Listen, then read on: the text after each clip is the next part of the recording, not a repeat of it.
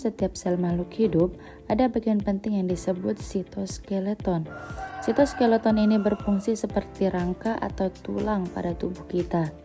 Ia menyusun bagian dalam sel supaya berbentuk tetap, tidak mudah berubah, dan juga membantu sel bergerak.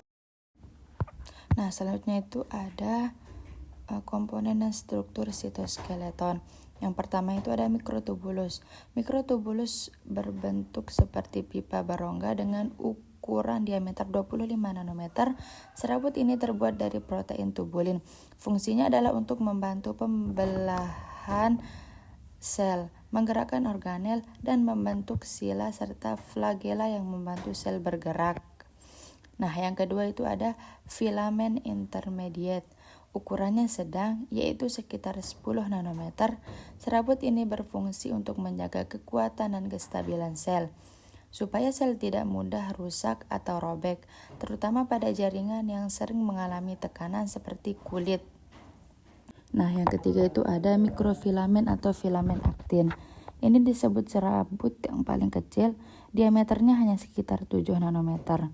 Mikrofilamen terbuat dari protein aktin dan berfungsi membantu pergerakan sel, misalnya pada saat sel otot berkontraksi atau saat amuba bergerak. Ketiga jenis serabut ini saling berhubungan membentuk jaringan halus yang disebut mikrotrabekula yang membantu menahan organel di tempatnya. Jadi, walaupun ukurannya sangat kecil, peranannya sangat besar untuk menjaga kehidupan sel. Selanjutnya yaitu bentuk dan fungsi tiap jenis sitoskeleton. Nah, yang pertama itu ada aktin filamen atau mikrofilamen. Serabut ini tersusun dari bola-bola kecil protein aktin yang saling terhubung membentuk rantai. Mikrofilamen berfungsi untuk menggerakkan sel dan mengubah bentuknya.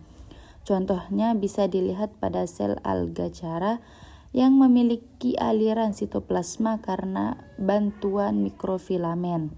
Nah, di bagian tengah ini ada intermediate filamen atau filamen intermediate. Serabut ini bentuknya seperti tali pilin yang kuat. Fungsinya memberi kekuatan mekanik pada sel agar tidak mudah robek. Contohnya bisa kita lihat pada bulu burung merak yang kuat dan lentur, menggambarkan peran filamen ini.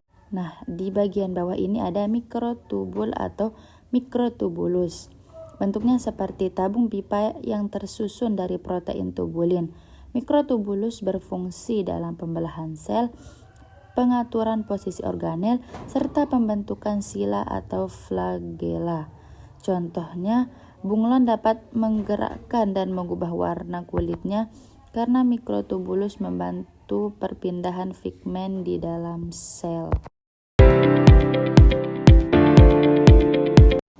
Nah, di sini ada fungsi sitoskeleton. Yang pertama itu memberi bentuk pada sel. Seperti kerangka di dalam sel, serabut sitoskeleton membentuk sel.